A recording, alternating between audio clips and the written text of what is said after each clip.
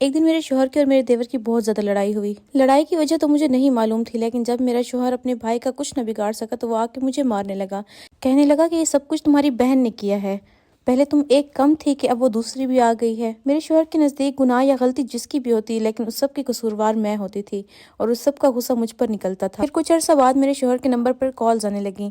میں نے جب ایک دو بار کال اٹھائی تو آگے سے ایک عورت ہوتی تھی۔ میرے پوچھنے پر میرا شوہر مجھے بتاتا کہ یہ تو میرے دوست کی امی ہے اور میرے دوست کے بارے میں پوچھنے کے لیے اکثر کال کرتی ہیں۔ حالانکہ یہ وہی خاتون تھی جو میرے شوہر سے 20 سال بڑی تھی اور میرا شوہر اس کے ساتھ ریلیشن میں تھا۔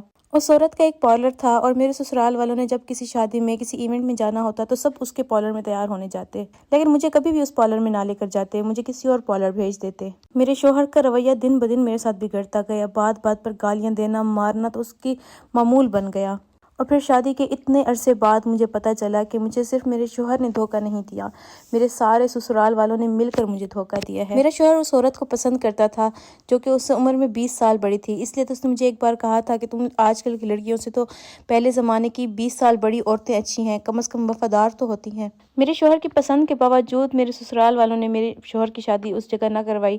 نتیجے میں یہ ہوا کہ میری شادی ان سے ہو گئی اور وہ مجبوری میں یہ شادی نبھاتے رہے۔ میں نے اپنے شوہر کے لیے اور اس گھر کے لیے کیا نہیں کیا، میں نے برتن دھوئے، کپڑے دھوئے، نوکروں کی طرح کام کیا اور مجھے صلے میں کیا ملا؟ دھوکہ۔